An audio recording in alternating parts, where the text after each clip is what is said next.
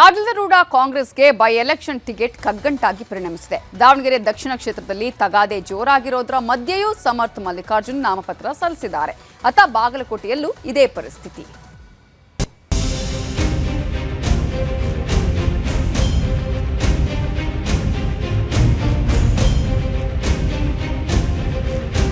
ನಮ್ಮ ಪಾರ್ಟಿ ಕಾರ್ಯಕರ್ತರು ಯುವಕರು ಎಲ್ಲರಿಗೂ ಕಾನ್ಫಿಡೆನ್ಸ್ ಐತಿ ನಮಗೆ ಸಿಗ್ತದೆ ಅಂತ. ಸ್ಟೇಟ್ ಗೌರ್ಮೆಂಟ್ ಮೇಲೆ ಹೈಕಮಾಂಡ್ ಮೇಲೆ ನಮಗೆ ವಿಶ್ವಾಸ ಇದೆ. ಈಗ ನಾಮಪತ್ರವನ್ನು ಸಾಂಕೇತಿಕವಾಗಿ ನಾವು 5 ಜನ ಬಂದು ಈಗ ನಾಮಪತ್ರ ಸಲ್ಲಿಸಿದ್ದೀವಿ.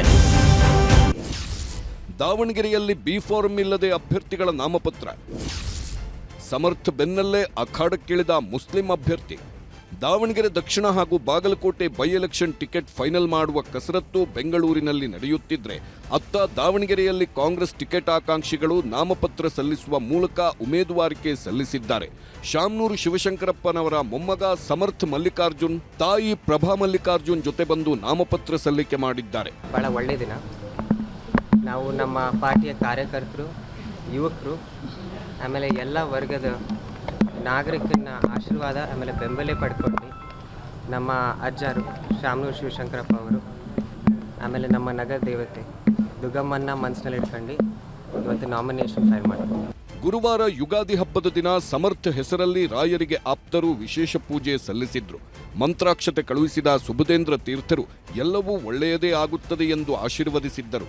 ರಾಯರ ಪ್ರಸಾದ ಸ್ವೀಕರಿಸಿದ ಸಮರ್ಥ ಇಂದು ನಾಮಪತ್ರ ಸಲ್ಲಿಕೆ ಮಾಡಿದ್ದಾರೆ. ಇನ್ನೇನು ಬಿ ಫಾರ್ಮ್ ಬಂದ ಮೇಲೆ ಅಧಿಕೃತವಾಗಿ ಸೋಮವಾರ ಫೈಲ್ ಮಾಡ್ತಾ ಇದ್ದೀವಿ. ಹಿಂದೆ ಕೂಡ ಅಪ್ಪಾಜಿಯವರು ಫೈಲ್ ಮಾಡಿದ್ದಾರೆ ವಿದೌಟ್ ಬಿ ಫಾರ್ಮ್. ಯಾಕಂದರೆ ಜನರ ಬೆಂಬಲ ಅಷ್ಟಿದೆ, ನಿರೀಕ್ಷೆಗಳಿದ್ದಾವೆ. ಅಪ್ಪಾಜಿ ಮಾಡಿದಂಥ ಅಭಿವೃದ್ಧಿ ಕೆಲಸಗಳೇ ಒಂದು ರಕ್ಷಾ ಕವಚದ ರೀತಿಯಲ್ಲಿ ಅಪ್ಪಾಜಿ ನಮಗೆಲ್ಲ ಕೆಲಸ ಮಾಡ್ತಾ ಇದೆ.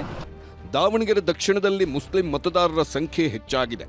ಅದು ಅಲ್ಲದೆ ಶಾಮನೂರು ಶಿವಶಂಕರಪ್ಪ ನನ್ನ ಬಳಿಕ ಮುಸ್ಲಿಮರಿಗೆ ಟಿಕೆಟ್ ಎಂದು ಭರವಸೆ ನೀಡಿದ್ದರು. ಅದರಂತೆ ಈ ಬಾರಿ ಕಾಂಗ್ರೆಸ್ ಟಿಕೆಟ್ ಮುಸ್ಲಿಮರಿಗೆ ನೀಡಬೇಕು ಎಂದು ಸಚಿವ ಜಮೀರ್ ಅಹಮದ್ ಖಾನ್ ನೇತೃತ್ವದಲ್ಲಿ ಕಾಂಗ್ರೆಸ್ ಹೈಕಮಾಂಡ್ ಮೇಲೆ ಒತ್ತಡ ಹೇರುವ ಕೆಲಸ ಮಾಡಿತ್ತು. ಇದೀಗ ಟಿಕೆಟ್ ಘೋಷಣೆಗೂ ಮುನ್ನವೇ ಸಮರ್ಥ ಮಲ್ಲಿಕಾರ್ಜುನ್ ನಾಮಪತ್ರ ಸಲ್ಲಿಕೆ ಮಾಡಿದ ಬೆನ್ನಲ್ಲೇ ಕಾಂಗ್ರೆಸ್ ಹಿರಿಯ ಮುಖಂಡ ಸಾದಿಕ್ ಪೈಲ್ವಾನ್ ನಾಮಪತ್ರ ಸಲ್ಲಿಕೆ ಮಾಡಿದ್ದು, ಕಾಂಗ್ರೆಸ್ ಬಿ ಫಾರಂ ಸಿಗುವ ನಂಬಿಕೆ ಇದೆ, ಹೀಗಾಗಿ ನಾಮಪತ್ರ ಸಲ್ಲಿಸಿದ್ದೇನೆ ಎಂದಿದ್ದಾರೆ. ಸರ್, ನಾನು ಕಾಂಗ್ರೆಸ್ ಅಭ್ಯರ್ಥಿ ಅಂತಾನೆ ನಾಮಪತ್ರ ಸಲ್ಲಿಸಿರೋದೀಗ. ಯಾರಿಗೂ ಇನ್ನೂ ಪರ್ಫೆಕ್ಟ್ ಆಗಿಲ್ಲ. ವಿಶ್ವಾಸ ಇಲ್ಲ, ವಿಶ್ವಾಸ ಇದೆ ನಮಗೆ. ಸ್ಟೇಟ್ ಗೌರ್ಮೆಂಟ್ ಮೇಲೆ ಹೈಕಮಾಂಡ್ ಮೇಲೆ ನಮಗೆ ವಿಶ್ವಾಸ ಇದೆ. ನಮಗೆ ಬಿ ಫಾರಂ ಸಿಗ್ತೈತಿ, ಮೈನಾರಿಟಿಗೆ ಸಾದಿಕ್ ಪೈಲೋಟಿಗೆ ಸಿಗ್ತೈತೆ ಅಂತೇಳಿ ವಿಶ್ವಾಸ ಇದೆ. ಹಂಗಾಗಿ ನಾವು ನಾಮಪತ್ರ ಸಲ್ಲಿಸಿದ್ವಿ. ಇಷ್ಟೆಲ್ಲ ಬೆಳವಣಿಗೆ ನಡುವೆ ರಾಜ್ಯ ಕಾಂಗ್ರೆಸ್ ಉಸ್ತುವಾರಿ ರಣದೀಪ್ ಸಿಂಗ್ ಸುರ್ಜೇವಾಲಾ ನೇತೃತ್ವದಲ್ಲಿ 2 ಕ್ಷೇತ್ರಗಳ ಬಗ್ಗೆ ಸಭೆ ಮಾಡಲಾಯಿತು. ಖಾಸಗಿ ಹೋಟೆಲ್ನಲ್ಲಿ ನಡೆದ ಸಭೆಗೆ CM Siddaramaiah, DCM DK Shivakumar, Abhishek Dutt ಹಾಜರಾಗಿದ್ರು.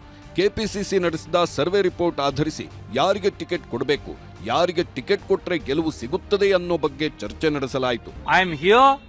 My colleague AICC secretaries are here because Congress party believes even a single person's viewpoint must be heard. Every single Congress karyakarta, every single Congress leader has a right to express their aspiration, express their demand, express their hope, and then we decide as a family and then we will work unitedly. KPCC ಕಚೇರಿಯಲ್ಲಿ ಮುಸ್ಲಿಮರ ಮನವೊಲಿಕೆ ಯತ್ನ. High command ನಾಯಕರ ನಿರ್ಧಾರಕ್ಕೆ ಬದ್ಧರಾಗೋಣ. ದಾವಣಗೆರೆ ದಕ್ಷಿಣ ಹಾಗೂ Bagalkot ticket ಗೊಂದಲ ಪರಿಹಾರಕ್ಕಾಗಿ KPCC Bharat Jodo ಭವನದಲ್ಲಿ ಸುರ್ಜೇವಾಲಾ ಸಭೆ ನಡೆಸಿದ್ರು. ಈ ಸಭೆಗೆ ಡಿಸಿಎಂ ಡಿಕೆ ಶಿವಕುಮಾರ್, ಸಚಿವರಾದ Zameer Ahmed, Madhu Bangarappa, KH Muniyappa, Sharanprakash Patil, Eshwar Khandre, RB Timmapur, Rahim Khan, Tanveer Sait, Saleem Ahmed, H Anjaneya, Manjunath Bhandari ಜೊತೆಗೆ 2 ಕ್ಷೇತ್ರಗಳ ಮುಖಂಡರು ಭಾಗಿಯಾಗಿದ್ರು. ಸಭೆಯಲ್ಲಿ ಅಲ್ಪಸಂಖ್ಯಾತರ ಮನವೊಲಿಸಲು ಪ್ರಯತ್ನ ನಡೆದಿದ್ದು, ಅಂತಿಮವಾಗಿ ಟಿಕೆಟ್ ಬಗ್ಗೆ ಹೈಕಮಾಂಡ್ ನಿರ್ಧರಿಸುತ್ತದೆ. ಹೈಕಮಾಂಡ್ ನಿರ್ಧಾರಕ್ಕೆ ನಾವೆಲ್ಲರೂ ಬದ್ಧರಾಗೋಣ ಅಂತ ಸುರ್ಜೇವಾಲಾ ಸಲಹೆ ನೀಡಿದ್ದಾರೆ ಎನ್ನಲಾಗಿದೆ. ಸಿಎಂ ಡಿಸಿಎಂ ಸಭೆಗೂ ಮುನ್ನ ಭಾರೀ ಲಾಬಿ. ಕೆಪಿಸಿಸಿ ಸಭೆಗೂ ಮುನ್ನ ಸುರ್ಜೇವಾಲಾ ಸಿಎಂ ಡಿಸಿಎಂ ಜೊತೆಗೆ ಸಭೆ ನಡೆಸಿದ್ರು. ಆ ಸಭೆಗೂ ಮೊದಲೇ ಸಮರ್ಥ ಪರವಾಗಿ ಸುರ್ಜೇವಾಲಾ ಭೇಟಿ ಮಾಡಿದ ಸಚಿವ ಎಸ್ ಮಲ್ಲಿಕಾರ್ಜುನ್ ಪುತ್ರನಿಗೆ ಟಿಕೆಟ್ ನೀಡುವಂತೆ ಮನವಿ ಮಾಡಿದ್ದಾರೆ. ಇನ್ನು ಸಮರ್ಥ ಪರವಾಗಿ ಸಚಿವ ಈಶ್ವರ್ ಖಂಡ್ರೆ ಕೂಡ ಬ್ಯಾಟಿಂಗ್ ಮಾಡಿದ್ದು, ಏರ್ಪೋರ್ಟ್ನಿಂದ ಸುರ್ಜೇವಾಲಾ ಜೊತೆಗೆ ಬರುವಾಗ ಈಶ್ವರ್ ಖಂಡ್ರೆ ಬೇಡಿಕೆ ಇಟ್ಟಿದ್ದಾರೆ ಎನ್ನಲಾಗಿದೆ. ಟಿಕೆಟ್ ಹಂಚಿಕೆಗೆ ಭಾರೀ ಕಸರತ್ತು ನಡೆದಿದ್ರು ಇದೆಲ್ಲ ಸಾಮಾನ್ಯ ಎಂದಿದ್ದಾರೆ ಸಚಿವ ದ್ವಯರು. ಜನ ಯಾರಿಗೆ ಇವತ್ತು ಲೈಕ್ ಮಾಡ್ತಾರೆ, ಯಾರಿಗೆ ಅವರು ಬಯಸ್ತಾರೆ, ಕಾಂಗ್ರೆಸ್ ಕಾರ್ಯಕರ್ತರು, ಸಾರ್ವಜನಿಕರು, ಅವ್ರಿಗೆ ಕಾಂಗ್ರೆಸ್ ಪಕ್ಷ ಅಭ್ಯರ್ಥಿಯನ್ನಾಗಿ ಆಯ್ಕೆ ಮಾಡ್ತದೆ. ಸ್ವಾಭಾವಿಕವಾಗಿ ಅಲ್ಲಿನೂ ಕೂಡ ತಪ್ಪಿಲ್ಲ. ಇವತ್ತು ಸಹ ಒಂದ್ ಕಡೆ ಶ್ಯಾಮ್ನವ್ರ ಕುಟುಂಬ ನಾವು ಅವ್ರ ತಂದೆಯವರು ಅದನ್ನ ನೋಡ್ಕೊಂಡಿದ್ರು, ನಮ್ಗೆ ಕೊಡಬೇಕು ಅಂತ ಹೇಳಿ ಬೈ ಎಲೆಕ್ಷನ್ ಕೇಳುವಂತ ಸಹಜ. ಮೆಟೀರಿಯಲ್ ಕೊಡ್ತಾ ಇಲ್ವಾ ನಾವು, ಹಾಗೆ ಕೇಳ್ತೀವಿ. ಇನ್ನೊಂದು ಕಡೆ ಮೈನಾರಿಟೀಸ್ ಕೂಡ ಬಹಳಷ್ಟು ಜನ ಇದ್ದಾರೆ. ಜನಸಂಖ್ಯೆ ಇವತ್ತು ಮೈನಾರಿಟಿ ಜನಸಂಖ್ಯೆ ಕೂಡ 60-70 ಸಾವಿರ ವೋಟರ್ಸ್ ಅದರಲ್ಲಿ. ಅವರು ಕೂಡ ಸಹ ನಮಗೆ ಕೊಡಿ ಅಂತ ಕೇಳ್ತಾ ಇದ್ದಾರೆ. ಶಿವಶಂಕರಪ್ಪನವರು ಅವರು ತೀರ್ಕೊಂಡಿದ್ದ ಜಾಗ ಅದು. ಈಗ ಅವರ ಕುಟುಂಬಕ್ಕೆ ಕೊಡಬೇಕು ಅನ್ನೋದು ಸ್ವಾಭಾವಿಕವಾಗಿ ಅವ್ರು ಕೇಳ್ತಾರೆ. ಮತ್ತು ಅಲ್ಲಿ ಹೆಚ್ಚು ಮೈನಾರಿಟಿ ಇದ್ದಾರೆ ಅಂತೇಳಿ ಮೈನಾರಿಟಿಯವರು ಕೂಡ ನಮಗೆ ಕೊಡಿ ಅಂತ ಕೇಳ್ತಿದ್ದಾರೆ. ಅಂತಿಮವಾಗಿ PCC ಅವರು ತೀರ್ಮಾನ ಮಾಡ್ತಾರೆ.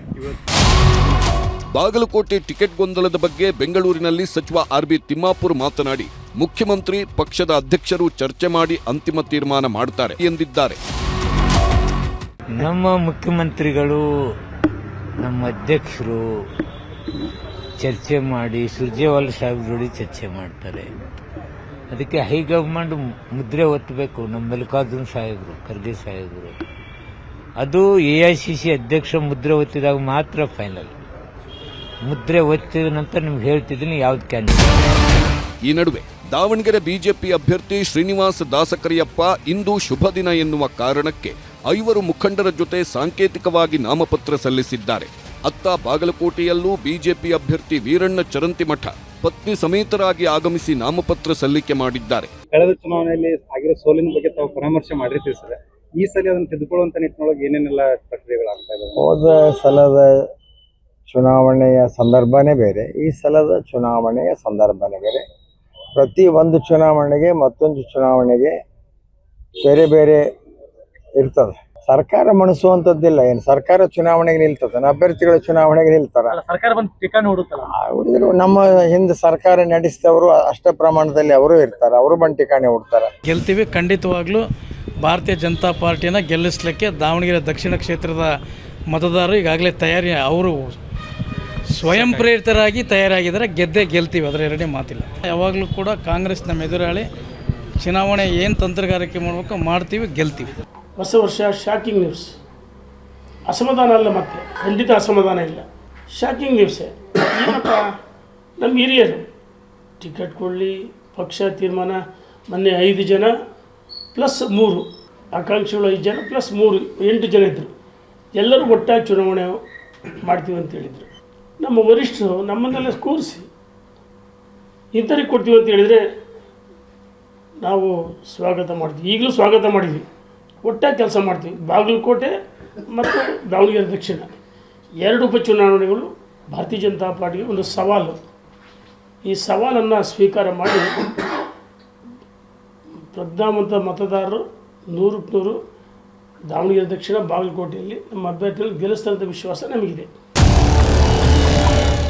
ನಾಮಪತ್ರ ಸಲ್ಲಿಕೆಗೆ 2 ದಿನ ಕಾಲಾವಕಾಶ ನೀಡಬೇಕು ಎಂದು ಕೇಂದ್ರ ಚುನಾವಣಾ ಆಯೋಗಕ್ಕೆ ರಾಜ್ಯ ಬಿಜೆಪಿ ಮನವಿ ಮಾಡಿದೆ.